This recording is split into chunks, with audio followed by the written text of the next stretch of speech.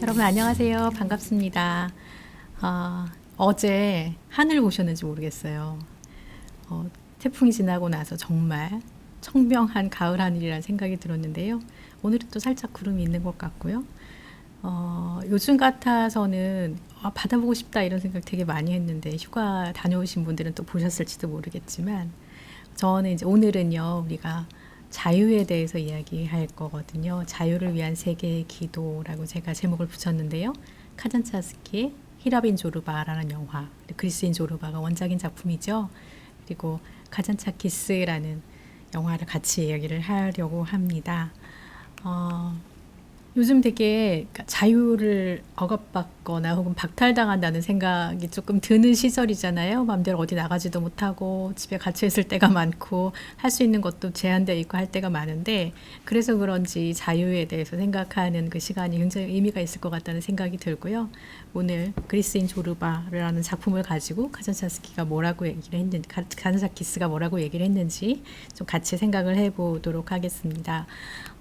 이 작품 보면서 사실 그리스가 풍경이 굉장히 아름답잖아요. 그리스가 배경인 작품이고 그리스 영화고 그리스인 조르바라고 바다가 굉장히 풍경이 아름다운 작품이어서 보면서 굉장히 그 자체로 힐링이 되는 그런 부분들도 있었던 것 같아요.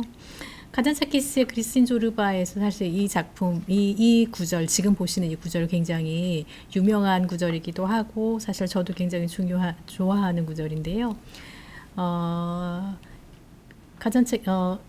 주인공 나라는 인물, 주인공이 조르바를 고용하면서 겪는 그런 나누는 대화죠. 조르바가 이렇게 얘기를 합니다. 이리야, 당신 바라는 만큼 해주겠소. 하지만 산투르 말인데 그건 달라요. 분명히 해줍시다. 나한테 강요하면 그때는 끝장이에요. 이런 문제에서만큼은 당신은 내가 인간이라는 걸 인정해야 한다 이겁니다. 라고 얘기를 하죠. 인간이라니 무슨 뜻이죠? 자유라는 거지 라고 얘기를 해요. 인간이란 자유로워야 된다라는 생각을 못 받고 시작하는 것이 조르바와 나라는 이 주인공의 인물이 나누는 첫 번째 대화였다고 볼 수 있는데요. 사실 주제죠. 인간이라면 자유로워야 한다. 요즘에 우리가 자유롭지 못한 생활을 하면서 사실 인간에 대해서 혹은 자유로움에 대해서 더 잘 생각할 수 있는 그런 시간이 아닐까라고 생각이 들고요. 우리가 계속해서 인문학에 대해서 얘기를 했는 영화와 인문학 이렇게 얘기를 하고 있는데 문학 작품에서 우리가 인문학에 대해서 생각할 수 있는 인간이 어떤 존재인가에 대해서 생각할 수 있는 그런 좋은 작품이 되지 않을까라고 생각해요. 굉장히 현실적으로 공감이 되는 부분들이 많이 있더라고요. 다시 봐도 그렇고. 즐거운 시간이 됐으면 좋겠습니다. 이 구절들을 기억을 하시고요. 카잔차키스는 1883년생입니다. 이렇게 생기셨죠. 책마다 이 사진이 등장하는 것 같은데요. 굉장히 작품도 많고요. 크레타 태생이에요. 크레타에서 1883년에 태어났는데 크레타가 이때는 그리스이기 이전의 시절입니다. 그러니까 오스만 제국이 크레타를 지배하고 있을 시절인데요. 오스만 제국이라고 하면 터키죠. 터키. 옛날 터키가 지배하던 그런 시절이라고 볼 수 있어요. 터키는 1669년부터 이 크레타 지역을 지배를 했어요. 그리고 이후에 카잔차키스가 살던 시절에 어린 시절에 독립을 해요. 터키로부터 독립을 하는데 그때까지는 굉장히 100년, 200년 이상을 사람들이 독립전쟁을 하고 있었던 거죠. 그러니까 아버지, 할아버지의 할아버지 이런 사람들이 독립운동가인 사람들이 굉장히 많았고 그렇게 이제 살고 있었던 건데요. 오스만 제국이 이 크레타를 지배했다라는 건 굉장히 복잡한 그런 배경을 갖고 있는데요. 어떤 면에서냐면 그냥 정치적인 것뿐만이 아니라 카잔차키스와 이 크레타 지역에는 그리스 정교가 가장 기본이던 그런 종교였는데 오스만 제국이면 사실 이슬람이잖아요. 그래서 종교 분쟁이 굉장히 심각하고요. 종교와 또 문화와 정치 이런 것들이 얽혀있는 그런 시대라고 볼 수 있어요. 근데 그 시기가 꽤 오래됐다라고 얘기할 수 있겠죠. 그러니까 고착되어 있는 그런 시기였고 크레타 지역에 있는 이 이슬람민들이 독립 직전에 한 45% 정도까지 됐대요. 그러니까 침입자 치고는 굉장히 많잖아요. 침입자의 종교 치고는 굉장히 많은 건데 그렇게 왜 그렇게 됐냐면 100년, 200년 지나는 동안에 정교 그리스 정교 사람들이 이슬람으로 개종한 크레타인들도 많았대요. 그러니까 크레타인들의 입장에서는 이 사람들은 또 배신자인 거죠.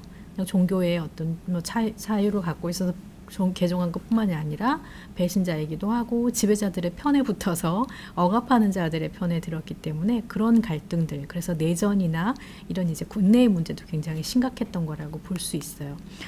근데 이런 와중에 이 니코스 카잔차키스의 아버지는 미알리스 대장이라고 불렸는데요. 곡물과 포도주 중개상을 하면서 독립운동을 하던 사람이었어요. 그러니까 굉장히 이렇게 강인하게 국가와 민족주의에 투신했던 그런 사람이기도 한데요. 그러니까 거친 사람이었죠. 거친 사내였고, 어머니는 반면에 전통적으로 집안의 농부 출신이어서 순박하고 순진하게 살았던 사람이래요. 그러니까 굉장히 순한 어머니의 그 피와 아버지의 그 다혈질적이고 폭력적인 어떤 그런 배경, 게다가 할아버지는 또 해적이셨대요. 그러니까 그리스의 바다에서 또 배를 부수고 독립운동 한다는 그 명목하에 여러 가지로 이제 그런 일들을 전쟁을 했던 그런 집안이었던 거죠. 그래서 어린 시절에 보면 이 아버지가 굉장히 억압적이고 폭력적인 모습으로 이 카잔차키스에게 영향을 미쳤던 것으로 되어 있어요. 나중에 카잔차키스라는 영화를 보면, 그리고 이제 이 영화의 배경이 되는, 영화의 원작이 되는 영혼의 자서전이라는 책에도 나오는 그런 내용들인데, 아버지가 이 카잔차키스를 광장으로 데리고 가요. 어린 아들을. 그리고 나서 시체가 광장에 매달려 있는데요. 그 시체의 발에다가 입을 맞추라고 해요. 그러면서 굉장히 무서워하니까, 무섭냐? 이 사람들이 왜 죽었는지 아느냐? 이 자유 때문이다 라고 얘기를 해요. 아버지가 굉장히 강인한 사람이었고 아들이 강인하게 자라기를 바랐던 사람이었던 거죠. 그런데 카잔차키스는 그렇게 강인하지는 못했어요. 성정이. 그래서 책 읽는 거 좋아하고 공부하는 거 좋아하고 이랬던 이제 이런 사람이었던 걸로, 그래서 아버지가 나중에 이제 원해서 법대에 가게 되는데요. 근데 어쨌든 터키의 기독교 박해 사건, 그리고 독립전쟁 이런 것들을 경험을 했고, 실제로 어린 시절에 이제 독립을 경험을 하게 되는 그런 이제 배경들을 갖고 있어요. 그래서 1902년이 되면 대학 법학부의 아테네에 가서 진학을 하고요. 그리고 재학 시절에 이미 글을 쓰기 시작했고, 아버지가 일찌감치 이 아들은 그렇게 독립투쟁을 할 만한 아들은 아니라는 걸 인정을 했어요. 그래서 너는 공부나 해라 이런 거였던 거죠. 그래서 가서 이제 책도 쓰고 공부를 했던 걸로 그렇게 되어 있습니다. 이 1908년이 되면요, 파리에서 앙리 베르송을 만나서 직접 강의를 들었다고도 하고요. 니체를 만나서 니체의 영원회귀나 초인사상이나 이런 것들을 굉장히 영향을 많이 받아요. 그래서 여러 사상들을 빠르게 흡수하면서 어떻게 하면 자기가 자기만의 생각과 신앙을 지켜나갈 수 있을까, 이런 거 고민했던 것들이 이제 카잔차키스의 어떤 작품 세계에 결을 나타내는 거라고 볼 수 있는데요. 우리가 나중에 이제 계속해서 보도록 하고요.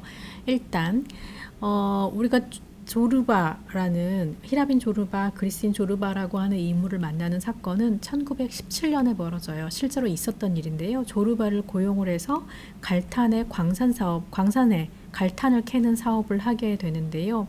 물려받은 이 갈탄 사업을 하면서 사실 고르바를 책임자로, 감독관으로 했는데 별로 탐탁치 않았던 그런 결과는 사실 히라빈 조르바에 나오는 그런 내용하고 같고요.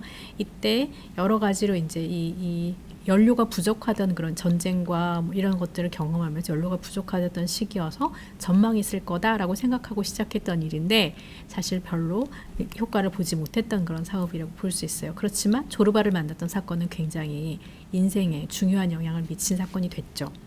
1919년이 되면 일찌감치 이제 이 카잔차키스는 20살, 25살 이쯤부터 천재적인 작가 혹은 훌륭한 작가로 인정을 받게 돼요. 그래서 이름이 나게 됐는데요. 그래서 공공복지부 장관의 역임을 하거나 정계에서도 이제 불러가는 사람이 됩니다. 그런데 오랫동안 하지는 못했어요. 근데 어쨌든 1919년에 1년 동안 이제 장관을 하기도 하고요. 그리고 1924년에 엘레니 사미우라는 여성을 만나는데요. 카잔차키스라는 영화에 보면 이제 그 니코스 카잔차키스를 옆에서 지키고 있는 그 아내가 이제 이 엘레니인데요. 엘레니 카잔차키스가 됐죠. 그런데 이때는 사실 카잔차키스에게는 아내가 있었어요. 1910년에 결혼한 여성이 있었는데 그 여성하고 나중에 이제 1926년에 이혼을 해요. 그리고 엘레니하고는 계속해서 연인 관계로 있다가, 연인이라기보다는 사실 동거인이고 사실상의 사실혼 관계인 거죠. 한 18년 정도 있다가 나중에 45년, 뭐 20년이네요. 거의 45년에 대해서 결혼을 하게 돼요. 그래서 이런 이제 굉장히 독특한 그런 이력을 갖고 있으면서도 카잔차키스에게 가장 중요했던 것 중에 하나는 여행이에요. 그래서 의외로 카잔차키스가 쓴 여행 에세이가 굉장히 많거든요. 영국 기행이라든지 뭐 이런 기행집이 굉장히 많은데, 실제로 이런 기행 에세이를 뭐 문화성 이런 데서 이제 지원을 받아서 가기도 하고, 그리고 또 여러 가지 생계 문제, 어려웠던 생계 문제 이런 것들 해결하기 위해서 이제 신청하기도 하고요. 여행 갔다 와서 교과서를 집필하기도 하고, 왜냐하면 단순히 그냥 여행기가 아니라 문화사를 기록한 그런 역사서나 다름없는 책들을 썼거든요. 그래서 굉장히 깊이 있는 그런 책을 썼다고 인정을 받았는데요. 평생 그리스, 이탈리아, 오스트리아, 독일, 러시아, 영국, 이집트, 시나이, 중국, 뭐 일본 이런 데를 여행하면서 글을 썼어요. 근데 마지막 여행지가 중국이었거든요. 일본과 중국으로. 근데 중국 여행을 갔다 오면서 사실 병이 깊어져서 사망을 하게 되는데, 노벨 문학상 후보로 기록에 의하면 9차례나 거론이 됐대요. 그러니 거론이 있던 것만 9차례 정도 되고 51년과 56년에는 최종 후보에 올랐어요. 그런데 마지막에 뭐 한 표 차이로 탈락했다. 뭐 이런 이제 얘기들이 있는데요. 그게 1957년에 사망을 하니까 56년에 최종 이제 탈락한 그런 결과가 됐고, 마지막엔 중국 여행에서 백신을 접종을 했는데요. 이게 부작용이 때문에 지병이 악화가 됩니다. 지병이 뭐였냐면 백혈병이 있었거든요. 근데 병이 있었는데도 불구하고 굉장히 위험한 줄을 알고도 여행을 떠났던 거죠. 그리고 1957년에 독일에서 사망을 해요. 그런데 그리스 정교에서는 사실 카잔차키스를 별로 좋아하지 않았어요. 물론 가톨릭에서도 좋아하지 않았지만 여기저기서 국내에서는 별로 환영받지 못했던 그런 이력을 갖고 있기 때문에, 물론 정치인도 하고 여러 가지 이력도 있지만 그럼에도 불구하고 불운에 의해서, 여러 가지 역사적인 불운에 의해서 환영을 받지 못했는데요. 그래서 그리스에서 정식으로 그리스 정교식의 뭐 장례를 치르거나 하는 걸 거부당했대요. 그래서 크레타에 가서 묻히게 되는 그런 인생을 맞았는데요. 마지막을 맞았는데, 대표작으로는 붓다, 순환, 그리스인 조르바, 오디세이아, 영혼의 자서전 이런 이제 책들이 있어요. 그런데 보시면 알겠지만 붓다는 부처에 관한 책이고요. 순환과 그리스인 조르바 이런 거는 이제 기독교 신앙에 대한 어떤 고민이나 이런 게 드러난 작품이죠. 오디세이아는 크레타가 사실은 이제 신화가 유명한 지역이잖아요. 그리스 신화에 대한 얘기, 호메로스의 이야기이고, 영혼의 자서전은 그야말로 자서전이면서 사실은 예술에 관한 그런 이야기이기도 한데요. 이런 것처럼 대표작만 봐도 얼마나 관심사가 다양했는지 알 수 있는 그런 작품들 목록이잖아요. 이렇게. 그런데 이제 중요한 거는 각기 다른 것 같은 이런 이야기들을 카잔차키스는 다 통합하고 싶어 했어요. 자기만의 세계 안에서.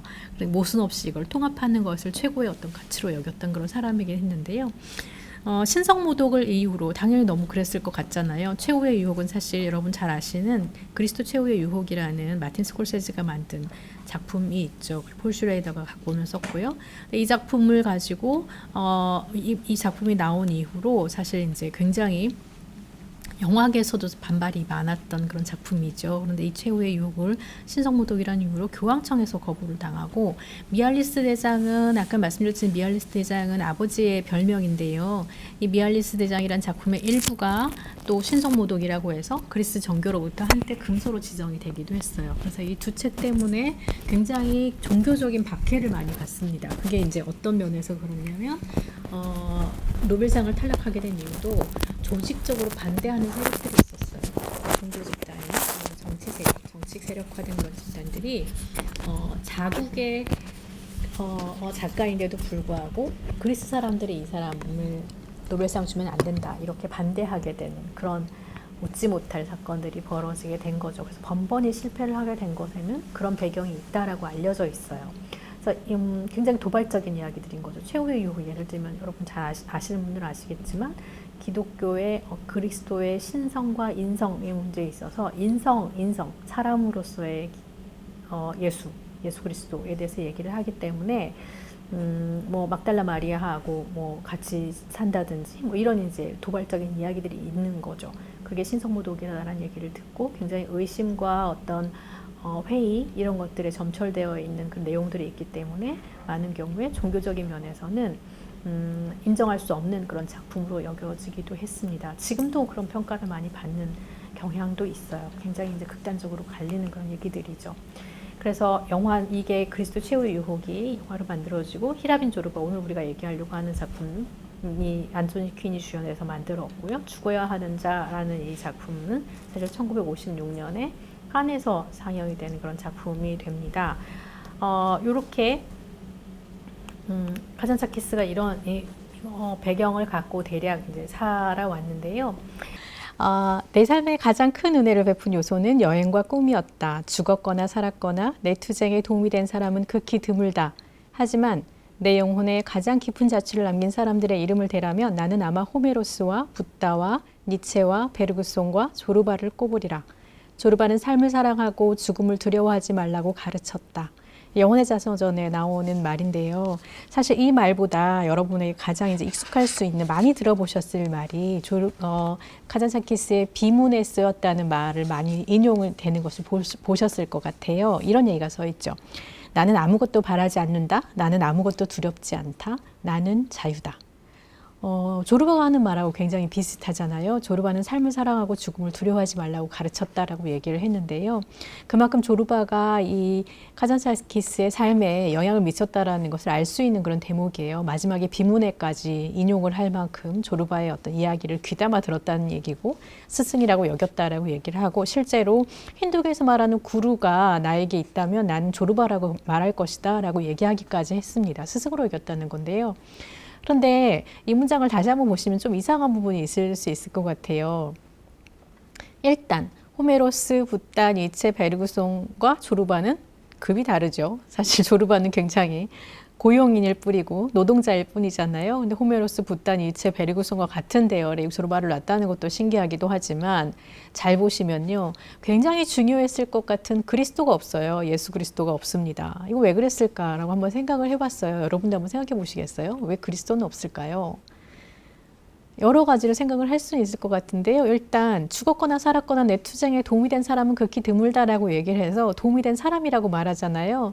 평생 동안 이 카잔차키스는 그리스도의 신성에 대해서 고민했던 사람이에요. 신성과 인성, 그 다음에 삼위일체라고 얘기해서 예수 그리스도가 성령과 성부, 성자가 다 하나 신이다라는 것을 고민했던 사람이거든요. 그러니 아예 사람으로 안 쳤을 수도 있어요. 아니면 영향을 미쳤고 가장 깊은 자취를 남겼다라고 얘기하는 것은 뭔가 원래 있었던 것에 새로운 영향을 미쳤다라고 생각한다면 그리스도는 그냥 디폴트일 수도 있어요. 디폴트. 원래 그냥 자기가 알고 있었던 것인데 새로이 알게 된 그런 변화일 수도 있고, 아니면 아예 이제는 의미가 없다라고 생각할 수도 있어요. 여러 가지로 생각할 수 있는 여지가 사실 중요한 이름을 빼먹었다라고 생각할 수 있는데요. 그만큼 카잔차키스에게는 어쨌든 이 종교와 철학과 여러 가지 종교도 뭐 불교, 기독교, 유대교 이런 종교들이 다 섞여 있거든요. 그리고 그리스 신화와 여러 가지 내용들이 이제 한 사람 안에 집약되어 있다는 것을 보여주는 그런 대표적인 그런 문장이기도 합니다. 이렇게 조르바가 굉장히 중요한 영향을 미쳤다고 봤을 때, 우리가 이제 히라빈 조르바라는 영화가 그리스인 조르바라는 작품이, 또 문학 작품이 어떻게 카잔차키스에게 그려지고 있는가를 보는 것도 굉장히 중요할 것 같은데요. 안소니 퀸이 주연을 해서 이 영화는 굉장히 유명해졌어요. 1964년작이고 65년에 아카데미를 3개를 탑니다. 그런데 신기하고 안타깝고 놀랍게도 안소니 퀸은 주연상을 받지 못했어요. 그냥 받은 상이 뭐 촬영상, 여우조연상, 그다음에 미술상 이 정도이거든요. 근데 흥미롭게도 64년인데 흑백 영화죠. 흑백 영화인데 촬영상 받고 미술상 받고 했다는 것도 굉장히 흥미로운 일인 것 같기도 하고요. 잠깐 나오는 역할을 하는 여자 조연이 또 상을 받았다는 것도 굉장히 흥미로운 지점이기도 해요. 어쨌든 이 작품은 그리스인 조르바라고 번역이 되어 있는 이 작품을 원작으로 하는 작품이다. 여러분 다 아시다시피. 그런데 영화는 이제 히라빈 조르바라고 소개가 됐기 때문에 북아 시장에서 이렇게 소개가 됐기 때문에 히라빈 조르바라는 제목을 제가 고수를 해서 썼는데요. 여기 보면 책이 나라는 인물, 나, 주인공 나에게 가르쳐주지 못했던 것들이 있어요. 그런데 어떤 의미에서 그러냐면 조르바가 사실 아까 여러 철학자들과 뭐 심지어 신에 가까운 자들이나 이들이나 뭐 종교인이나 이런 사람 문학계 거장과 나란히 할 수 있었던 그런 비결 안에는 뭐냐면 조르바가 엄청난 일을 했던 건 아니에요. 그냥 질문을 던졌을 뿐이거든요. 그게 무슨 의미가 있는데요? 라고 얘기를 했는데 아무 말도 할 수 없었어요. 예를 들면 한 여성이 죽었는데요. 그쵸? 과부가 죽잖아요. 우리 나중에 다시 보겠지만. 그런데 왜 이런 일이 벌어졌냐라고 조르바가 물어봤을 때 아주 단순한 삶과 죽음의 문제에 있어서도 자기는 아무 답을 하지 못했대요. 그게 책이 가르쳐주지 못한 것이라고 인정을 했고 조르바가 알고 있었던 본능적이고 직감적으로 알고 있었던 자유나 춤에 대한 것 이런 것들 전혀 알지 못했다라는 것이 주인공에게는 굉장히 충격으로 다가왔던 것. 그게 바로 조르바라는 한 인간, 굉장히 자유로운 인간을 만났을 때 느꼈던 충격이라고 얘기를 하고 있거든요. 뭐가 그렇게 조르바가 이 사람에게 특이했는가, 특별했는가라고 봤더니 굉장히 원시적인 자유로움, 그리고 본능적인 직감, 창조적인 것, 이런 것들에 대해서 얘기를 해요. 그리고 영혼을 지배하는 능력, 그리고 또 뭐냐면 웃음. 호탕한 웃음, 아무도 건드리지 못할 것 같은 그런 웃음, 이런 얘기들을 하거든요. 무엇으로 보든지 간에 이 조르바는 이 주인공에게 굉장히 신선한 어떤 충격으로 다가왔던 인물이었던 것이 사실이에요. 교육이 많이 받은 것도 아니고 점잖은 사람도 아니고 약속을 잘 지키는 사람도 아니고 그렇다고 엄청나게 유능해서 사업적으로 자기에게 도움이 되는 사람도 아니에요. 아무것도 도움이 되는 것 같지 않지만 사실 굉장한 충격과 가르침을 줬다라는 게 중요할 것 같은데요. 이 사람은 어떤 사람, 제가 굉장히 인상적으로 소개되고 있던 것 중에 하나가 이거였어요. 손가락이 하나가 없으니까요. 그 왜 그래요? 어쩌다가 그랬어요? 라고 물으니까 이 사람 뭐라고 얘기를 하냐면요. 기억하시는 분도 있을 텐데 도자기 물레를 돌리는데 방해가 돼서 내가 도끼로 찍어버렸어요. 이렇게 얘기를 해요. 사실 굉장히 무식한 사람인 거죠. 단순 무식하고 직관적이고 하고 싶은 대로 하는 사람이고 겁이 없는 사람이라는 걸 알려주는 그런 예시였어요. 대표적으로. 그런 사내였다라는 거죠. 처음 만났을 때 이 일을 보고 나서 깜짝 놀랍니다. 이게 이제 이런 충격이고 아까 봤던 그런 자유에 대한 얘기도 했던 거고요. 이 조르바가 주인공에게 하는 가장 대표적인 얘기가 뭐냐면요. 대본에 하는 얘기가 당신은 생각이 너무 많아요. 틀렸어요. 이렇게 얘기를 해요. 생각이 많아서 안 되겠어요. 라고 얘기를 하는 대목인데요. 실제로 지금 저 많은 짐 중에 책이라고 써 있는 박스들이 있어요. 박스가 있어요. 그게 이제 굉장히 중요한 거죠. 근데 여기에서 이게 원작하고 살짝 다른 부분이 있는데요. 첫 번째, 우리가 몇 가지 이제 원작하고 다른 점들을 살펴볼 텐데 원작하고 다른 점 중에 하나는 여기서 친구가 생략이 되어 있어요. 나오지는 않지만 나아가 친구랑 항구에서 이별하는 장면이 있거든요. 근데 이별하는데 이 친구가 뭐 하러 가는 거였냐면요. 배웅하러 나갔는데 이 친구가 다른 지역 카프카스라는 지역에 파견을 나가는 거였어요. 그러니까 일하러 가는 거였는데 어떤 일을 하러 갔냐면 일종의 그 난민들을 돕는 일이에요. 그러니까 그리스인들이 러시아의 어떤 볼셰비키 혁명에 피해를 받게 되는, 그러니까 러시아 지역의 카프카스인데요. 피해를 받게 되는 일이 생길까봐 정부에서 이 사람들을, 우리 국민들을 구해라라고 보내는 일이에요. 그래서 이제 거기에 가게 되는, 친구가 거기에 자원해서 가게 되는데 친구가 이 나라는 주인공에게 얘기합니다. 우리 같이 가자. 우리 불쌍한 인민들, 시민들을 도와야 되지 않겠느냐. 우리 국민들을 구해야 되지 않겠냐. 우리가 착한 일을 해야 되지 않겠냐. 의미 있는 일을 해야 되지 않겠냐라고 권해요. 그런데 이 주인공이요. 거절해요. 겁이 나서 못 가거든요. 그러니까 뭐라고 얘기를 하냐면 이 친구가 빠이빠이 하면서 이렇게 얘기해요. 다시 보자 이 책벌레야. 욕을 하고 가는 거죠. 사실 책벌레야. 넌 설교에나 소질이 있지. 네가 뭘 움직일 줄 알겠어? 라고 얘기를 하고 핀잔을 하고 쐐기를 받고 갑니다. 그러니까 굉장히 충격을 한번 받고 난 다음이에요. 이미. 그러니까 조르바라는 인간을 만났을 때 그냥 너무 깜짝 놀란 게 아니라 혼자서 그런 자괴감을 갖고 있었던 거예요. 이게 원작의 이야기거든요. 그래서 이 섬에 올 때도, 크레타에 갈 때도 원작에서는 어떤 거냐면요. 물려받은 걸 갖고 온 게 아니라 물려받은 이 갈탄이 있는 탄광에 온 것이 아니라 탄광을 임대를 해요. 일부러. 뭘 하려고 하냐면 자기가 그동안 생각만 하고 책만 읽었던 것들을 좀 벗어보고자, 탈피하고자 약간의 시험을 하려고 하는 거예요. 그러니까 이런 사업을 하고 몸으로 하는 일을 하면서도 정신세계의 어떤 고향, 이런 것들을 이룰 수 있다라는 것. 예를 들면 이런 거예요. 사회주의 사상이 이제 심취되어 있던 때가 있었는데요. 볼셰비키 혁명과 하여튼 이런 일들을 겪으면서 이제 그랬던 건데, 이 나라는 인물이 갖고 있었던, 이거 사실 카잔차스키스의 마음이기도 하고요. 인물이 사회주의적인 이상을 믿고 있었어요. 그런데 이 이상을 현실에서 자본주의 안에서도 이룰 수 있다라는 얘기를 하고 싶었던 거거든요. 그래서 사업을 하기로 한 거예요. 책만 읽던 사람이, 사업의 소질도 없는 사람이 일부러 그래서 임차를 했던 거고요. 그러니까 그런 맥락이 있는데 원작에서는 사실 그냥 물려받은 탄광이다라고 설정을 하고, 크레타가 고향이어서 와서 어쨌든 사람을 고용해서 일을 하는 설정으로 했기 때문에 약간의 그런 맥락은 좀 벗어나 있는 부분은 있어요. 그렇지만 그러므로 해서 개인의 어떤 생각, 개인의 성장 이런 것에 대해서는 훨씬 초점을 맞출 수 있게는 됐겠죠. 어쨌든 중요한 건 조르바 이전에 그런 고민들을 이 사람이 하고 있었다는 거.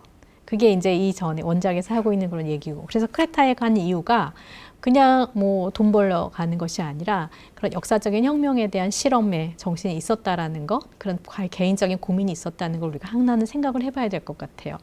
그런데 그렇게 가면서 이 사람이요, 바리바리 책을 싸들고 가잖아요.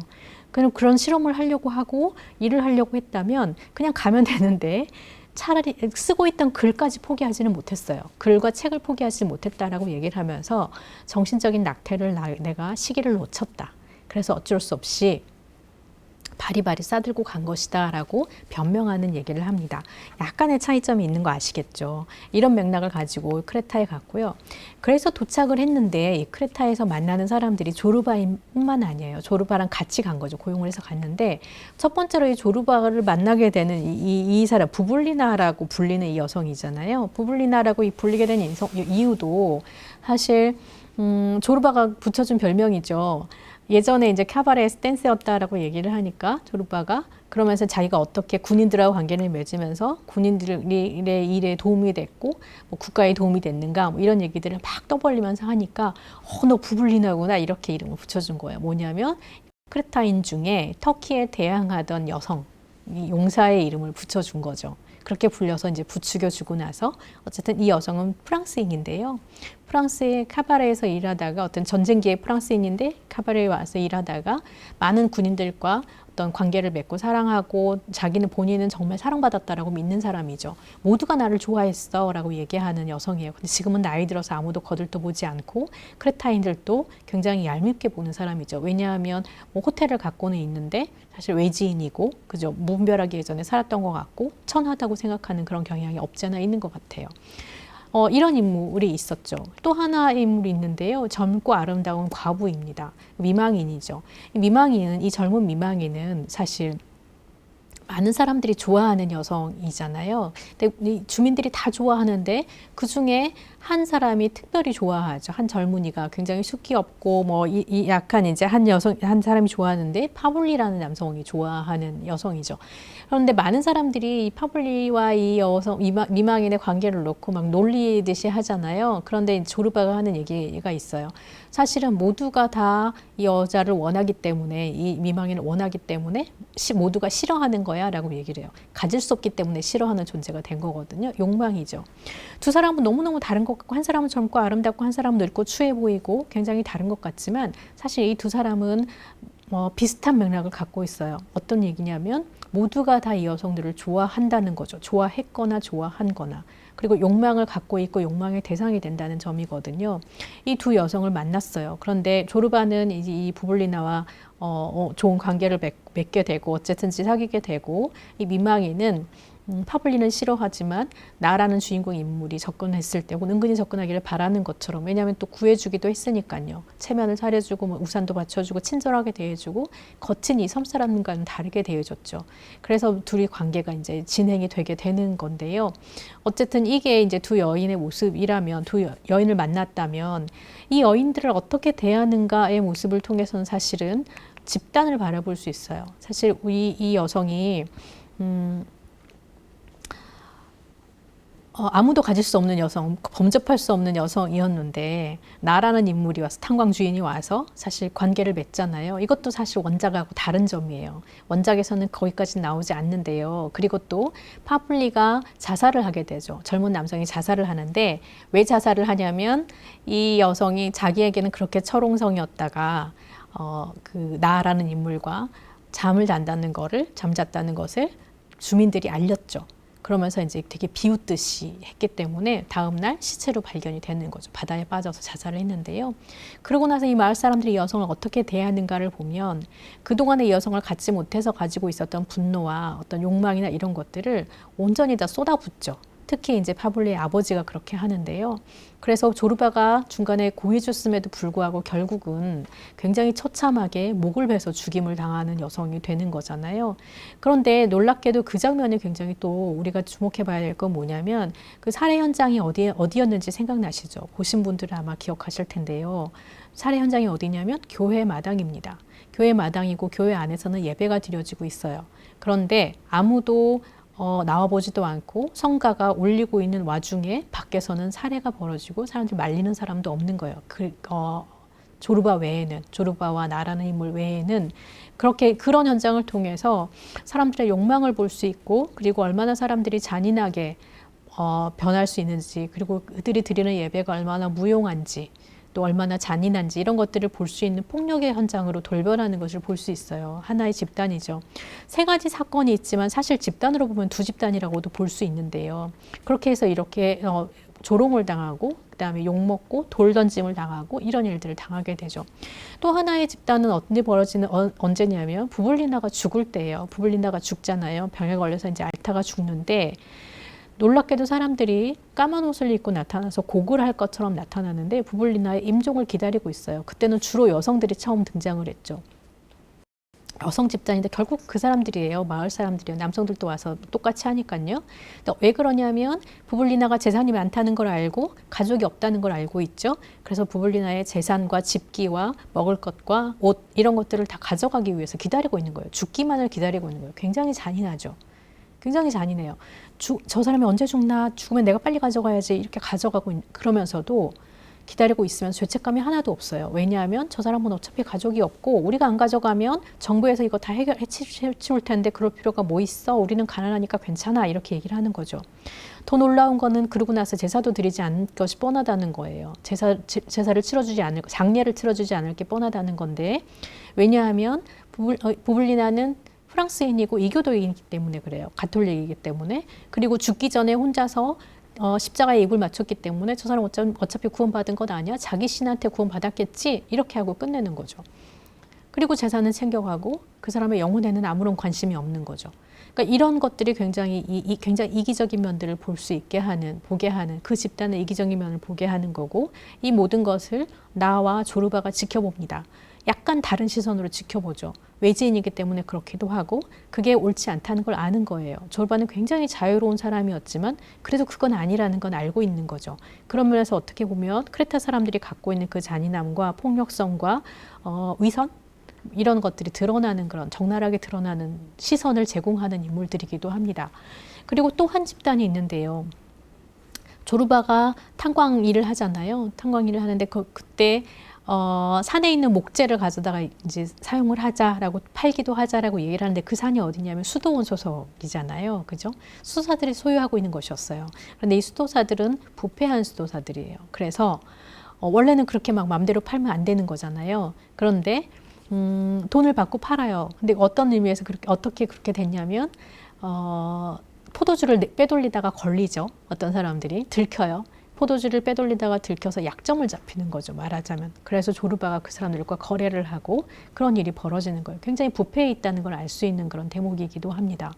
그래서 외지인으로서 사실 조르바는 도덕성에서 형편없는 것처럼 보이기도 해요. 어떻게 보면 이 늙은 여인을 이용하는 것처럼 보이기도 하고 그리고 뭐 돈을 줘서 일하러 보내놨더니 다 탕진하고 오고 막 이러잖아요. 굉장히 도덕성이 형편없는 인물인 것처럼 보이고 자유분방하고 거친 것처럼 보이지만 그런데도 불구하고 그의 눈에 보기에도 이건 아니지 않나라고 생각되는 부분들이 크레타 사람들에게 있다는 점이 사실 중요했던 거고요.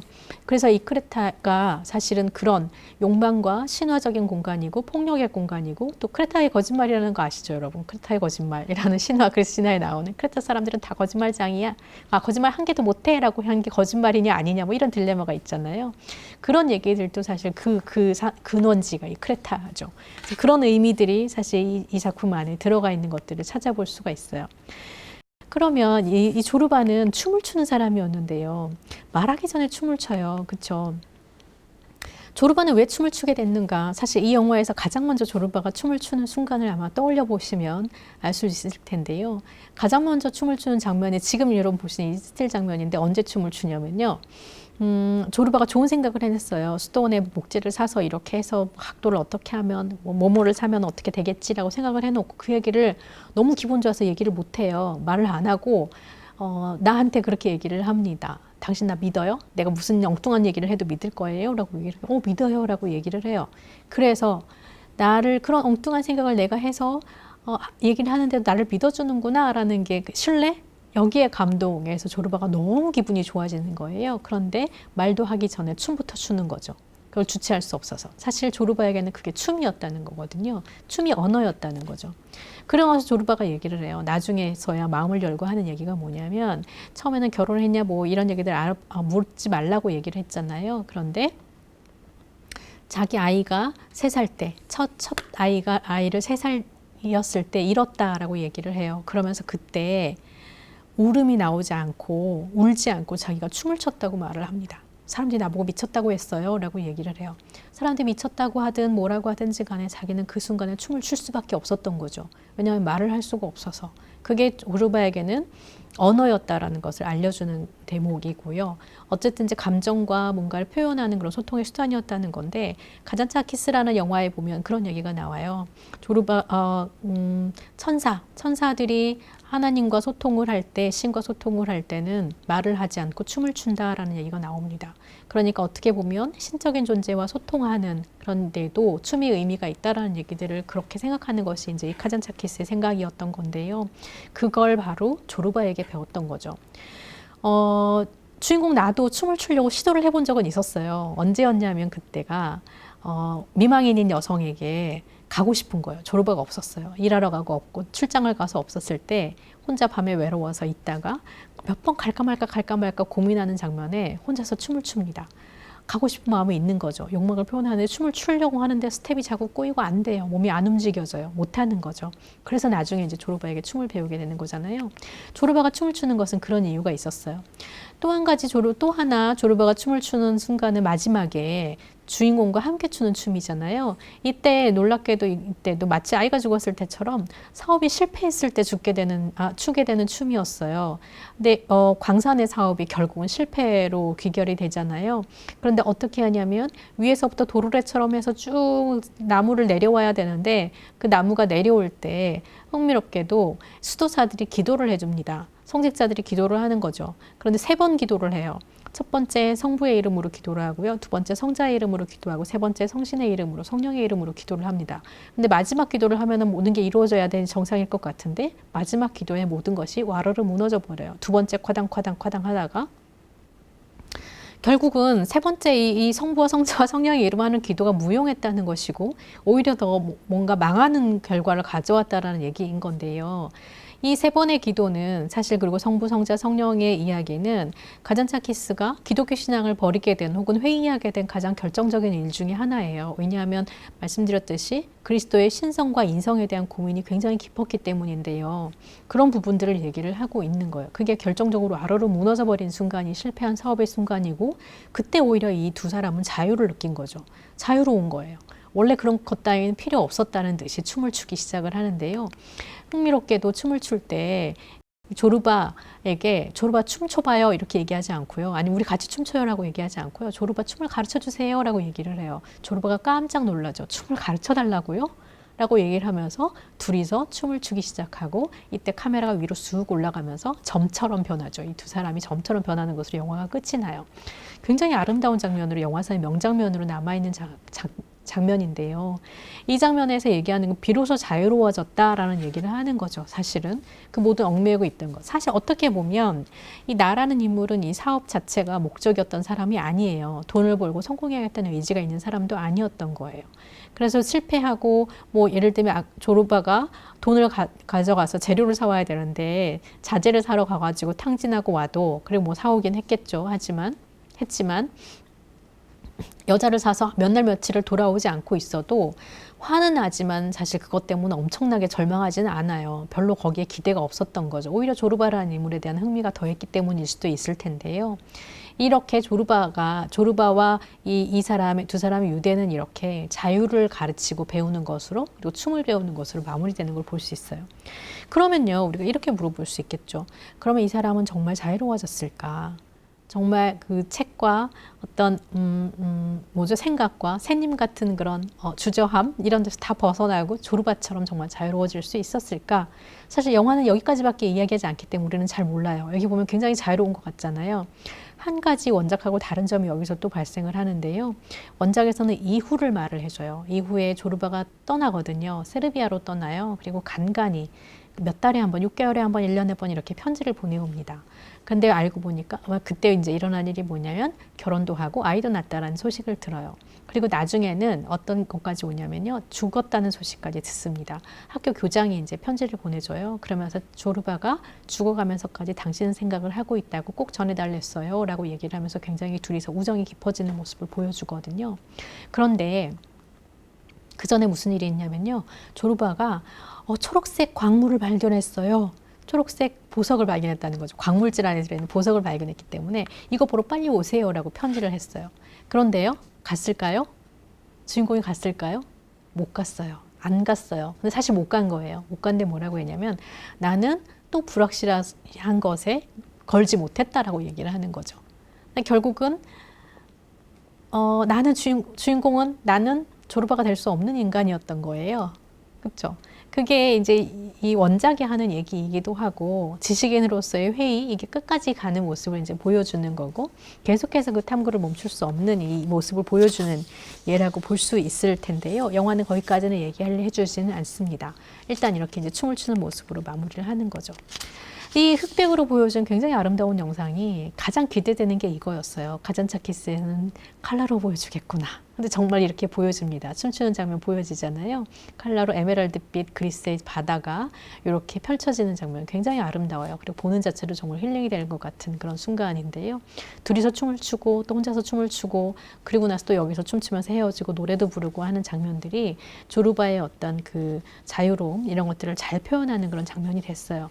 물론 가잔차키스는 조르바와의 이야기만을 다루는 영화가 아니고 가잔차키스의 일생을 다루는 영화이고요. 그리고 영혼의 자서전이라는 원작을 갖고 있어요. 그러니까 원작이라고 하긴 그렇지만 영혼의 자서전이라는 직접 쓴 자서전을 바탕으로 한 이야기이기 때문에 가잔차키스 일생의 중요한 순간들을 추려냈습니다. 중요한 만남들과 중요한 여행들과 중요한 순간들을 다루고 있어서 책과 함께 보시면 훨씬 더 이해가 더 깊어지는 그런 장면들이 많다고 볼 수 있을 것 같아요. 그냥 보시면 조금 술렁술렁 막 넘어가는 것 같은 생각도 드실 수 있으실 것 같은 작품이기는 합니다. 가잔차키스라는 이 영화는 영혼의 자서전이라는 작품을 이제 원작으로 하고 있고 1956년이니까요. 가잔차키스가 1957년에 사망했으니까 죽기 1년 전에 쓴 자서전이에요. 그러니까 일생을 마감하면서 쓴 책인데 사실은 이건 원제가요. 리포트 투 그레코예요. 리포트 투 그레코. 그레코에게 하는 보고서예요. 보고서. 그레코에게 쓴 보고서. 그러니까 사실은 그레코가 엘 그레코를 얘기를 하는 거거든요. 화가 엘 그레코, 중세시대 이후에 16세기 화가 엘 그레코를 얘기를 하는 건데요. 그래서 이 영화에는 프롤로그와 에필로그가 있습니다. 그리고 영화에도 있고 사실 자서전에도 프롤로그와 에필로그라는 타이틀로 글들이 붙어 있어요. 근데 그 내용의 주인공이 사실은 엘 그레코인 거죠. 이전에 가잔차키스는 영화 속에도 나오지만 엘 그레코에 대한 시를 쓴 적이 있어요. 이 책에도 수록이 돼 있는데요. 그 시를 바탕으로 해서 거기에 자기의 인생을 겹쳐놓은 것이 이 영혼의 자서전이라고 번역이 된 책인데요. 원제가 리포트 그레코라는 것을 생각하고 보면 프롤로그와 에필로그가 훨씬 더 잘 이해가 됩니다. 영화에서도 보면요. 혹시 이제 가잔차키스라는 영화 아마도 보셨을 것 같은데 보신 분들이 있으실 텐데 보시면 엘 그레코가 처음에 화면에 나오는 것이 좀 신기하셨을 거예요. 이거 뭐지? 이렇게 생각하고 이 사람이 나오고 그다음에 깜짝 놀라면서 화면이 전환이 되거든요. 그러면서 이제 독일에서 1957년에 죽어가고 있는 죽기 직전에 이 가잔차키스를 보여주는데요. 이렇게 보여주는 이 장면을 통해서 이게 나중에 뒤에 가면 그런 한 장면이 더 있습니다. 엘그레코가 이 장면으로 나오고 거의 환영처럼 꿈처럼 보이는 장면인데요. 엘그레코의 얼굴이 이렇게 삥 돌아가요. 360도 돌아가는데 돌아서 다시 보여줄 때는 가잔차키스의 젊은 시절 모습 얼굴로 이제 바뀌어져 있는 거죠. 그래서 가잔차키스와 엘그레코가 동일시되고 있다는 것을 보여주는 그런 장면이기도 해요. 이렇게 그러면 왜 엘그레코였는가를 우리가 또 생각을 해볼 수 있을 것 같아요. 근데 엘그레코가 이 프롤로그와 에필로그에는 할아버지라고 불려요. 할아버지에게 내가 질문을 하는 이야기처럼 이제 얘기가 되고 있는데요. 영화 속에서 엘그레코에 대한 자서전을 쓰다 말았잖아요. 부인이 그렇게 얘기를 하죠. 엘레니가. 그러니까 자꾸 등장하는 거예요. 라고 얘기를 하는데요. 엘그레코는 1541년에서부터 1614년 사이에 활동했던 이때 살았던 이제 화가인데요. 이 엘그레코가 사실은 크레타 태생입니다. 출생이 크레타이고 그다음에 이탈리아에서 활동을 하다가 정착을 한 곳이 어디냐면 스페인이에요. 그래서 스페인에서 살아가는 스페인에서 정착을 해서 사는데요. 한 40년 정도 스페인에서 30년 이상 살면서 스페인에서 활동을 했기 때문에 엘그레코라는 말은 사실 본명이 아니고요. 본명은 뭐냐면 도메니코스 테오토코플로스라는 이름이에요. 그런데 이 본명을 사실은 계속 그림 속에 본명을 분명하게 썼대요. 그런데 사람들이 엘그레코라고 불렀어요. 왜냐하면 스페인에서 활동하는 그리스인이라는 의미로 그렇게 한 거거든요. 그러니까 엘그레코는 사실 그리스인이라는 뜻인 거죠. 근데 그리스인 화가라고 했던 건 그만큼 드물었다라고 생각을 할 수도 있겠고요. 크레타 출신이었다라는 점을 평생에 자기가 자부심을 가지고 정체성을 크레타인이라고 얘기를 하고 싶어하는 사람이었다고 해요. 그래서 지금 보시면 그리스도의 부활이라는 작품이 있고요. 성은을 받은 아시시의 성 프란체스코라는 작품이 있는데요. 엘그레코의 이런 작품들이 이제 이 성화인 거죠. 종교화를 주로 그렸고, 그리고 또 하나 이 사람이 즐겨 그렸던 작품들은 초상화였대요. 근데 성 프란체스코는 사실 니코스 카잔차스키가 가장 존경하는 성인 중에 하나였다라고 알려져 있거든요. 그래서 우리가 이따 이제 왜인지 또 얘기를 하겠지만 왜 엘그레코였겠는가를 생각하자면 할아버지라고 부를 만큼이라고 얘기를 하냐면 자기의 어떤 조상으로서 어떻게 보면 선택한 거라고 볼 수 있거든요. 그리스도의 부활이라는 이런 작품이나 성은을 받은 아시스의 성 프란체스코 같은 작품도 당대의 그런 기준으로 봐서는 굉장히 앞서가는 작품이었다고 해요. 왜냐하면 중세 이후에 매너리즘이 유행이던 그런 시기였기 때문에 매너리즘의 유형에 속했지만 매너리즘이라고 하면은 르네상스 시대의 어떤 고착되어가는 그런 또 아카데믹하게 고착되어가는 그런 유형에 반발하는 어떤 화풍이라고 알려져 있죠. 근데 약간 뭐 길쭉길쭉하면서 뭔가 다른 그림을 그리긴 했지만 그 그림들 중에서도 더 현대에 가까운 그런 약간의 표현주의적이라고 하면 굉장히 정서적이고 감정이 굉장히 드러나는 이런 작품들을 많이 그렸다고 하거든요. 엘그레코가 그랬죠. 그래서 이 작품이 대표적인데요. 지금 이거는 톨레도의 풍경이에요. 톨레도는 스페인의 옛날 수도이고 엘그레코가 살았던 곳입니다. 그리고 종교로는 가톨릭이었어요. 근데 엘그레코의 이 위치가 굉장히 이제 특이하다고 본다면 지금 이 작품 같은 경우에요. 톨레도의 풍경을 그리면서 엘그레코는 풍경화를 많이 그리진 않았거든요. 2작품 정도 그렸는데 그 중에 하나가 이 톨레도의 풍경인데요.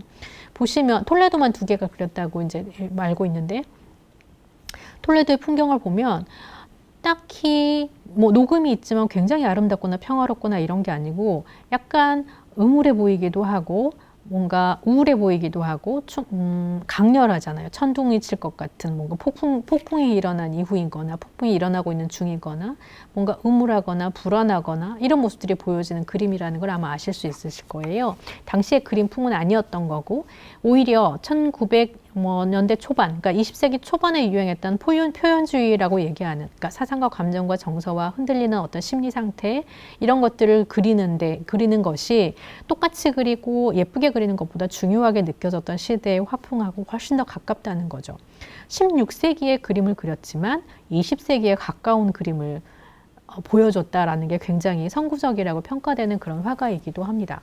그런데 아까 말씀드렸듯이 엘그레코는 크레타 태생이었고 마음속에 그런 동요들을 그림으로 표현할 수 있는 사람이었고요. 그러니까 그림을 그리는 사람은 아니지만 글을 쓰는 사람으로서 이 니코스 카잔차스키에게는 키스에게 굉장히 이제 이 매력적인 그런 인물이었을 수 있을 것 같아요. 그리고 이곳은 가톨릭의 중심지였는데요, 당시에.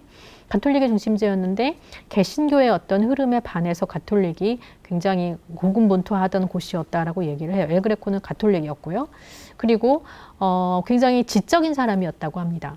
그러니까 아주 상반된 두 가지 성격이 공존하는 사람이었던 거예요. 굉장히 열정적이고 격정적이고 생활도 무분별한 생활도 굉장히 많이 했대요. 굉장히 단정하게 살았는가 하면 성실하게 그림을 그리면 살았는가 하면 어떨 때는 굉장히 괴팍하고 무분별하게 살았던 것으로도 알려져 있기도 하고 그림을 그리는 사람이었지만 철학이나 어떤 이런 그 공부, 지적인 역량도 굉장히 뛰어나서 굉장히 수준급의 그런 서적들을 보유하고 있었고 토론과 어떤 지적인 이야기, 담화 이런 것들을 좋아했던 그런 인물이라고 해요. 그러니까 이 가잔차키스의 입장에서 보자면 굉장히 상반되는 어떤 말씀드렸지 불교, 기독교, 가톨릭, 유대교 이런 안 어울릴 것 같은 것들을 조합하는 데 힘썼던 사람이 보기에는 굉장히 매력적이었을 수 있을 것 같다는 그런 인물이고요. 게다가 그레타인이고 사실 우리가 이제 계속해서 보겠지만 가잔차키스가 평생 동안 고민했던 게 뭐냐면 자기가 크레타인으로서의 정체성으로서 그 마음 안에 있는 그 투쟁 있잖아요. 투쟁 정신. 그걸 가지고 고민을 했었거든요. 항상 마음에 걸렸던 것이 할아버지였어요. 이 가잔차키스라는 영화를 보면 아버지가 제일 먼저 이 크레타가 자치령으로 그러니까 완전 독립은 아니지만 자치령이 돼서 조금 자유로워진 터키의 압제로 없어 자유로워진 다음에 독립했다면서 가장 먼저 데리고 간 곳이 할아버지의 무덤이었거든요. 할아버지의 핏소리가 들리지 않느냐 이러면서 이제 굉장히 또 폭력적으로 그때 이 어린 아이들에게 강압을 했던 것을 볼 수 있어요. 그만큼 이 할아버지의 그 영향이라는 것은 해적이었고 나가서 배를 부수셔서 국가와 어떤 그 민족의 정체성을 지키고 싶어 했던 것에 대한 강인함, 여기에 대한 동경과 부담이 있었던 사람이거든요. 그런데 놀랍게도 이 가잔차키스는 자서전을 쓰면서 할아버지라고 부르는 사람을 자기 할아버지가 아니라 엘 그레코라는 예술가로 대체를 하는 거예요. 조상을 선택하는 거죠. 굉장히 놀랍지 않나요? 저는 깜짝 놀랐어요. 그렇구나. 왜냐하면 저는 처음에 보고 할아버지라는 거 보고 그 해적 할아버지 얘기하는구나 하면서 읽었거든요. 근데 읽다 보니까 아닌 거예요. 그럼 아니네 라고 생각하고 봤더니 원제도 엘 그레코에게 하는 보고서이고 사실 당신에게 지금 내가 내 인생을 마치는 보고서를 쓴다라고 처음에 그렇게 써 있더라고 프롤로그에. 그래서 그런 거죠. 그래서 자기가 대상을 정한 거예요. 동일시할 수 있는 대상 혹은 모델하겠다는 대상을 정해서 어떻게 보면 타협인 거고요. 크레타인으로서의 그 전투적인 기질과 정체성을 갖고 있으면서도 그러나 싸우는 방식으로 하지 않겠다. 나는 그거 못하는 사람이다라는 것을 철저하게 인정하고 했던 어떤 타협이기도 하고 선택이기도 한 거죠. 그런 면에서 엘 그레코가 에필로그와 프롤로그에 나왔던 건 굉장히 중요한 지점인 것 같고 그리고 이제 자기의 자서전을 쓰면서 엘 그레코에게 보고서를 쓰는 형식을 취했다는 것도 굉장히 특이한 지점이라고 볼 수 있어요. 그래서 크레타인으로서의 정체성, 이게 카잔차키스에게 굉장히 중요한 지점이었다는 말씀을 드리려고 하는 건데요. 지금까지 말씀드린 것처럼 크레타인으로서 가잔차키스는 평생 상충하는 두 가지 세계관의 타협을 위해 싸웠어요. 두 가지 세계관들이에요, 사실은. 두 가지들. 쌍이 되는 세계관들이거든요. 근데 우리 지금까지 얘기했던 것들인데 예를 들면 그런 거예요. 엄마 쪽은 농부였잖아요. 아빠 쪽은 해적이었죠. 해적이고 뭐 군인이었고 장군이라기보다는 뭐 대장 이런 독립군이었고요. 크레타와 터키 간의 싸움, 이게 굉장히 중요한 어떤 정체성을 이루는 부분이었고요. 육체와 영혼의 어떤 이런 갈등이 사실은 기독교 신앙을 결정적으로 회의하게 되는 것들이었죠. 왜냐하면 나는 육체를 너무 사랑하기 때문에 육체가 소멸하지 않았으면 좋겠고 영혼을 너무 사랑하기 때문에 영혼도 살았으면 좋겠다라고 얘기하는 사람이 이 카잔차키스였거든요. 어떻게 하면 육체와 영혼을 하나로 만들 수 있을까? 그리고 인간 안에 있는 신성을 어떻게 발현할 수 있을까? 이게 굉장히 중요한 고민거리였던 거죠. 그렇기 때문에 그리스도라는 인물은 굉장히 중요했던 거예요. 인간이면서 신이라는 점이. 어쩌면 모든 인간들도 그럴 수 있지 않을까? 이게 카잔차키스의 고민이었다라는 거죠. 그리고 스스로 그걸 하려고 애썼던 사람이에요. 그리고 또요, 니체를 만났다고 얘기를 했잖아요. 니체의 책을 읽으면서 니체에 매료됐다고 말씀드렸는데, 아폴론과 디오니소스라는 것. 예를 들면 아폴론은 뭐죠? 조화와 균형이죠. 디오니소스는 뭐죠? 굉장히 쾌락과 혼란, 혼돈 속에 느끼는 아름다움 이런 거잖아요. 뭐 정열 이런 거죠. 불균형이 주는 어떤 쾌감 이런 게 있잖아요. 이 두 가지를 평생 같이 추구했던 사람이죠. 흥미로운 것은 그래서 카잔차키스라는 영화에 보면 원뜻하게 이해가 안 되는 그런 인물들이 등장을 하는데요. 예를 들면 이런 인물이 있어요. 이트카인지 유대인이거든요. 유대인 여성인데 유대인이면서 러시아계 여성이에요. 근데 이 여성이요. 카잔차키스를 막 혼내요. 당신 같은 뭐 새님들은 알지 못하는 인간의 고통이 있다. 이러면서 이제 그 사회주의 사상을 막 얘기를 하는 장면이거든요. 그러면서 굉장히 격렬하게 둘이 섹스를 합니다. 되게 웃기죠.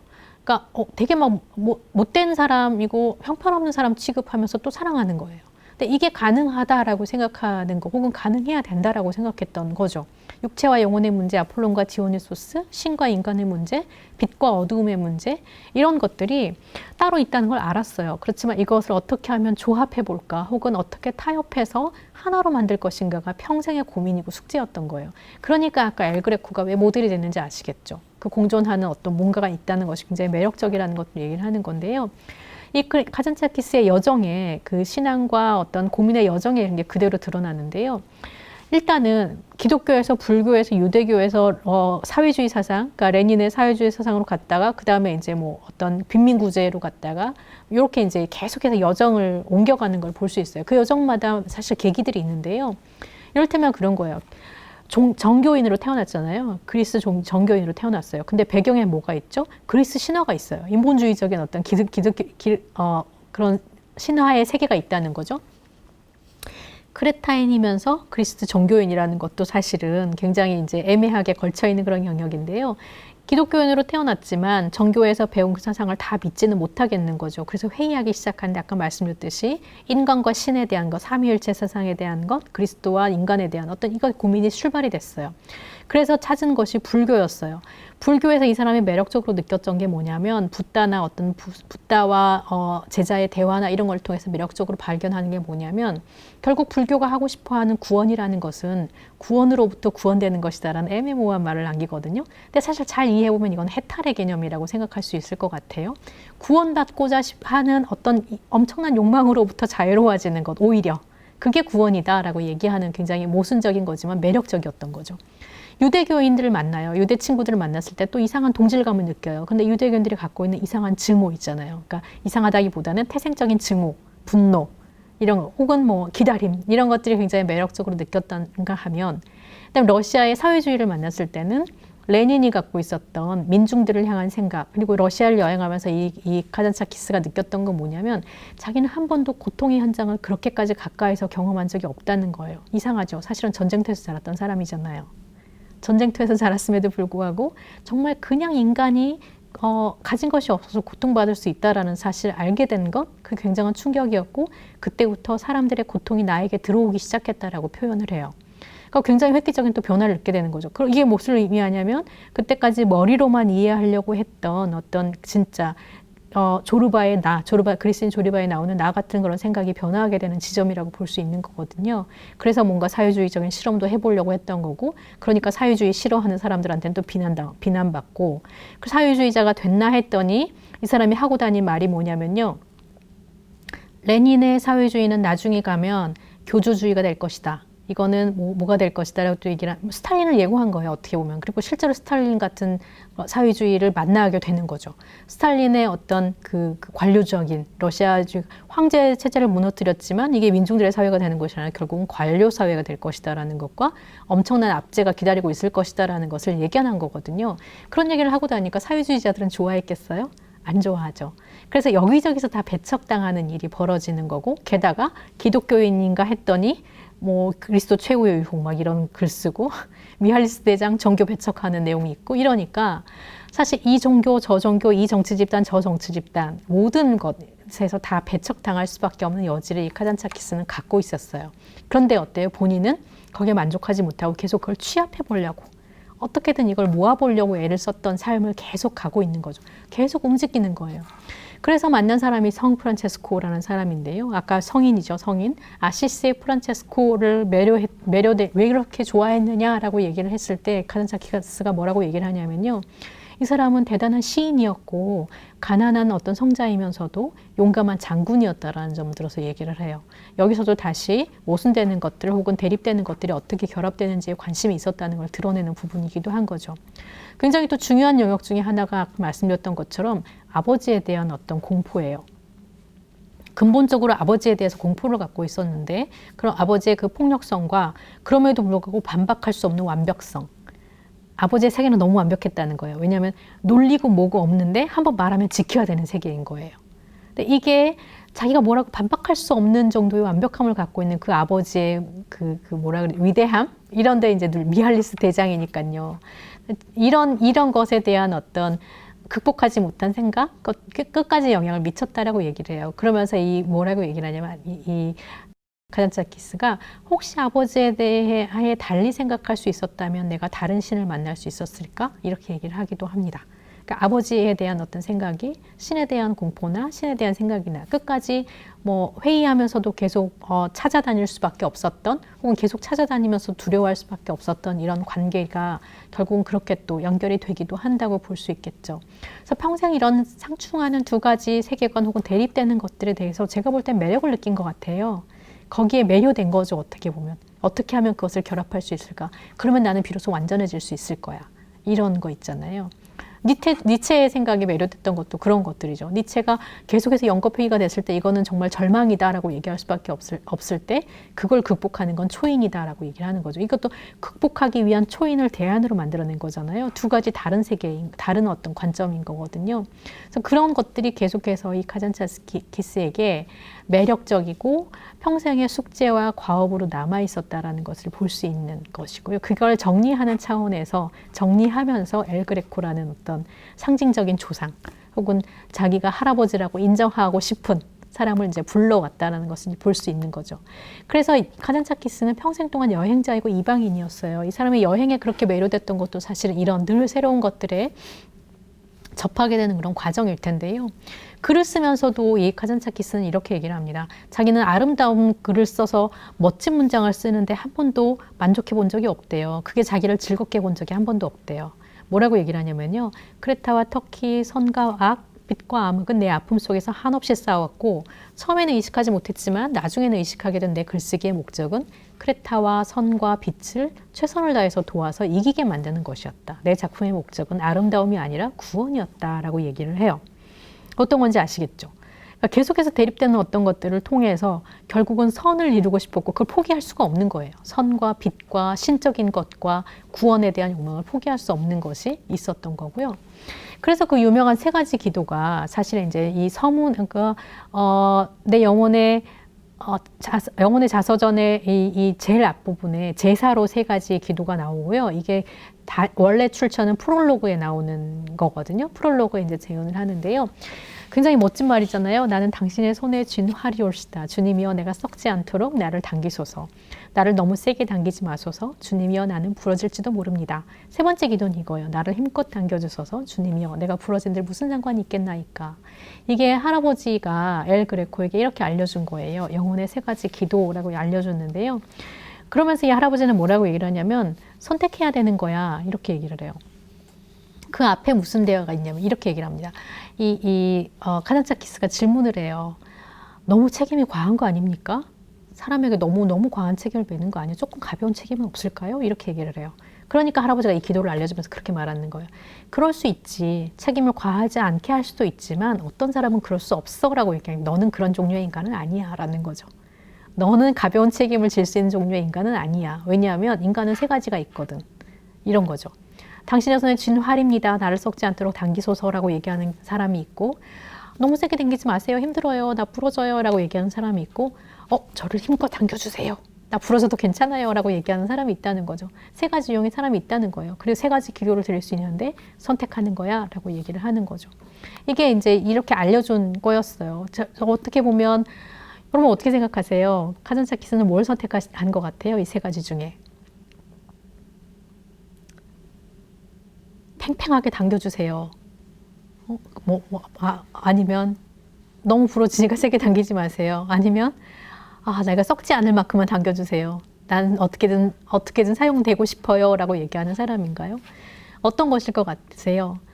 아마도 세 번째가 더 가깝게 됐을지도 모르겠어요. 그런데요, 저는 사실은 다시 생각해 봤을 때 엘 그레코가 알려준 이 세 가지, 할아버지가 조상이 알려준 혹은 카잔차키스가 쓴 거죠. 엘 그레코가 아니고 자기가 쓴 거니까요. 결국은 자기가 쓴 건데, 세 가지가 꼭 선택이어야만 할까요? 반드시 선택이어야만 할까요? 아닐 것 같아요. 저는 뭔가를 추구하는 사람이라면 반드시 거치게 되는 단계가 아닌가 싶어요. 단계이거나 단계까지는 아니더라도 과정인 거죠. 뭐가 더 먼저일지는 모르겠어요. 그런데 굉장히 이상적인 무언가를 하고 싶어하는 사람이라면, 카잔차키스 같은 경우에는 이게 두세 개를 결합시키는 게 되겠죠. 그런 걸 하고 싶어하는 사람이라면 어떤 경우에든 나 준비됐어요. 아니면 나는 이러다가 나 그냥 죽는 거 아닐까? 아무것도 못하고 이 세상에서 사라지는 거 아닐까? 소멸하는 거 아닐까? 내가 의미 없는 삶을 사는 거 아닐까라고 주저하고 두려워하던 순간이 있을 수 있고요. 아니면 너무 그러니까 확 당겨지니까 겁이 나는 순간이 있을 수 있어요. 되게 두려울 수 있잖아요. 아니면요, 모든 것을 다 극복하고 나서 혹은 너무 의욕에 넘친 나머지 저 할 수 있어요. 괜찮아요. 당겨주세요. 라고 얘기하는 사람도 있을 수 있다는 거죠. 그런 순간이 있을 수 있다는 거죠. 어떻게 보면 우리의 인생은 이 세 가지 것들의 연속이 아닌가라는 생각들을 하게 돼요. 아마도 그것들을 알고 있었지 않았을까, 카잔차키스는, 혹은 그것들을 경험하는 과정이 아니었을까라는 생각을 하게 되는데요. 그런 의미에서 이 세 가지 기도가 어떤 의미를 가질지 다시 생각해 볼 수 있겠죠. 마지막에 이렇게 얘기를 해요. 그래서 나는 신이나 악마 누구의 손에서 활이 당겨졌는지를 전혀 알지 못했다. 하지만 나보다 훨씬 위대하고 순수한 힘이 계속해서 겨누어 활을 쏘았다고 느꼈으므로 나는 기뻐했다. 나는 선택했다. 나는 이겼는가 아니면 패배했는가. 비록 상처투성이지만 그래도 아직 내가 혼자 힘으로 서서 버틴다는 사실만큼은 분명하다. 나는 최선을 다했다.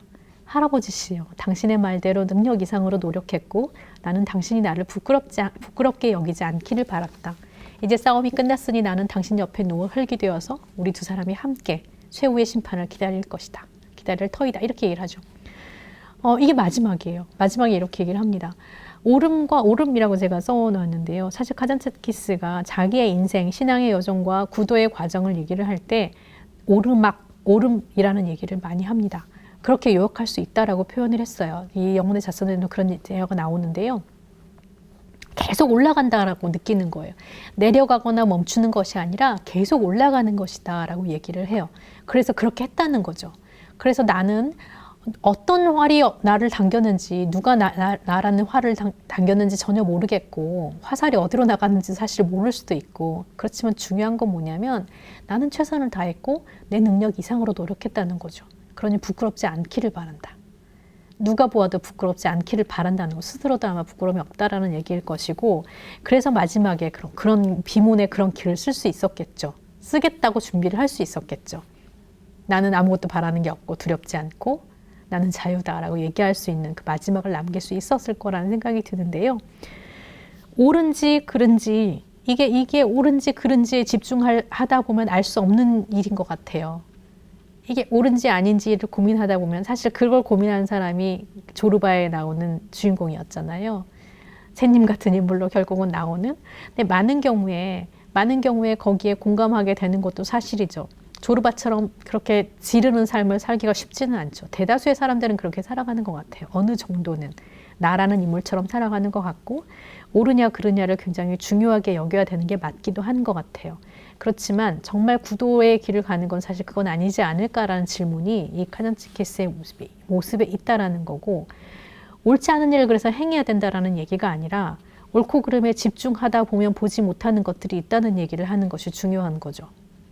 내가 옳지 않을 수도 있다라는 걸 인정하는 것도 중요하다는 거예요. 옳은 일만 하는 것이 아니라, 옳은 일만 하는 삶을 사는 것이 아니라 옳은 일을 하지 않았다는 걸 인정하는 게 중요하다는 거죠. 하지 않느냐라는 거. 그게 결국은 옳음을 향하여 가는 그런 길이 아닌가라는 생각들을 하게 되고, 카잔차키스는 그걸 굉장히 중요하게 생각했던 사람이에요. 그래서 마지막 장면은 이렇게 끝이 나죠. 카잔차키스가 할아버지를 만납니다. 드디어. 굉장히 닮았죠. 할아버지를 만나요.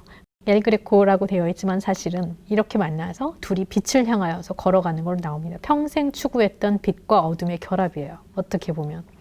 빛과 어둠을, 빛을 향해서 가는 거예요. 그리고 굉장히 희망적으로 마지막을 마무리를 하는 거를 볼 수 있어요. 이게 카잔차키스의 어떻게 보면 결말인데요.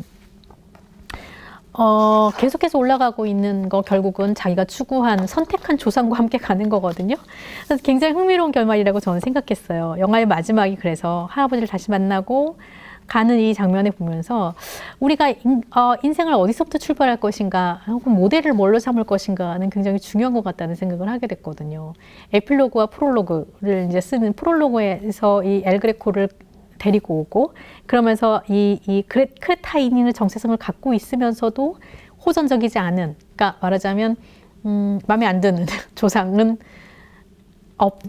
아닌 정말 자기가 인정할 수 있는 종류의 조상과 이것들 자기가 선택을 한 거잖아요.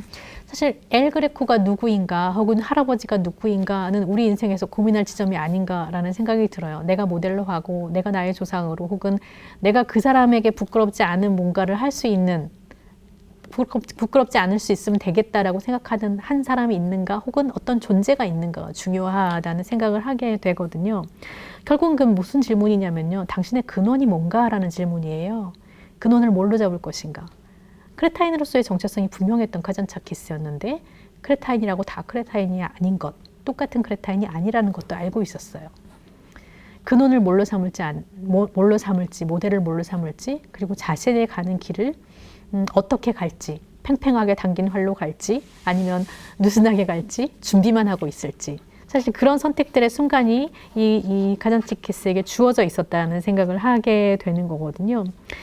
어떻게 보면 카잔차키스는 그거를 타협시키려고 그렇게 애를 썼기 때문에 끊임없이 움직이고 계속해서 찾아왔다라는 생각이 들어요. 근데 만약에 저한테 사실 누군가 물으신다면요, 그럼 반드시 타협해야 되나? 라고 얘기할 것 같아요. 그건 아마 시대의 차이일 수도 있을 것 같은데요. 카잔차키스가 살았던 시대와 지금의 시대의 차이점이 있을 수도 있을 것 같다는 생각을 살짝 하게는 되는데, 공존하는 것, 결국은 공존하는 것, 두 가지 모습이 공존하는 것이 결합시켜서가 아니라 그 모습 그대로가 사실 인간이 살아가는 모습이고 나의 존재의 근원에 더 가까운 모습이 아닐까라는 생각들을 하게 되는 거거든요.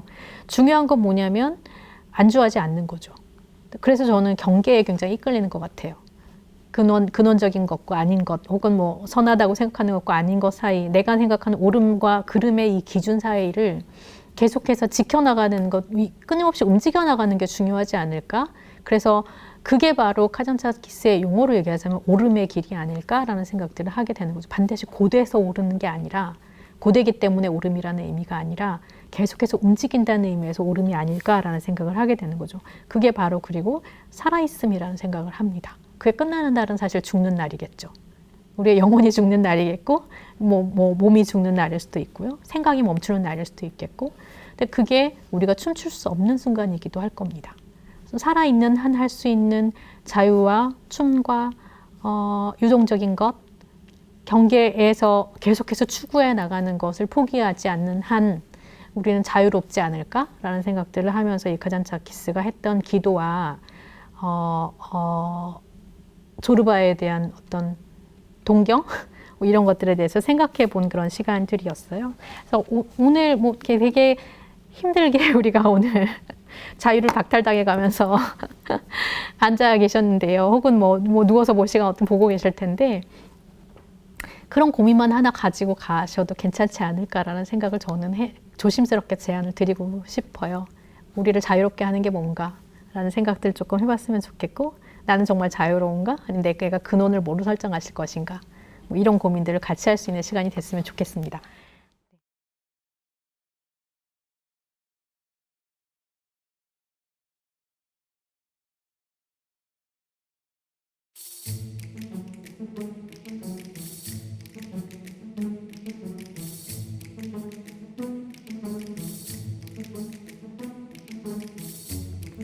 네, 한국 사람들이 그리스인 조르바와 카잔차키스를 유독 좋아하는 이유를 저도 생각을 해봤는데요. 많이 좋아하시잖아요. 근데 저는 약간 그런 거 있을 것 같아요. 우리가 자유롭기가 힘든 환경에서 자랐잖아요. 그러니까 이성과 감성이나 아니면은 뭔가 이렇게 열정을 표현하거나 창조적인 거나 뭔가 디오니소스적인 것은 경계하는 것으로 배웠던 그런 환경이 틀림없이 영향을 미치지 않았을까? 그리고 제 생각에 그리스인 조르바를 읽는 정도의 사람이라면 당연히 그 부분이 더 발달하신 분이 아닐까? 아폴론적인 부분이 더 발달한 부분들이 아닐까?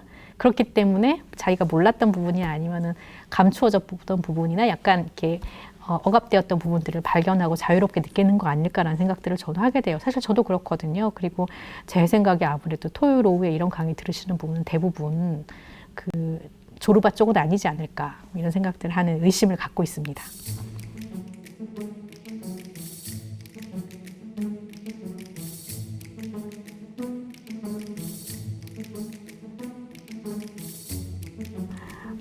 저는 그렇다고 생각해요. 패배라기보다는 뭔가 성공이 보장되지 않는 것 혹은 불확실한 것도 찾아가야 하는 게 맞는데 그렇게 하지 못했다라고 얘기를 하는 거거든요. 아까 원작에서 제가 말씀드린 부분이 있잖아요. 조르바가 불렀는데 못 갔잖아요.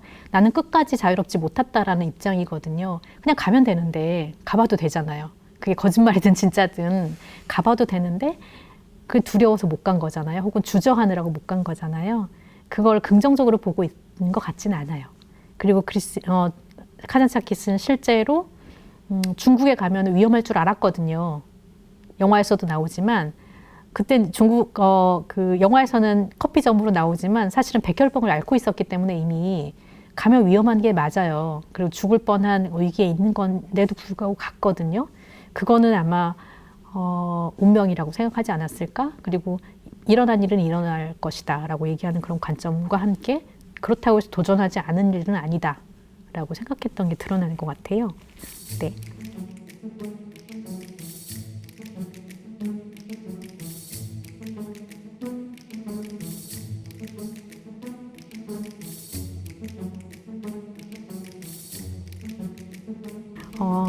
반드시 옳은 것이라기보다는요.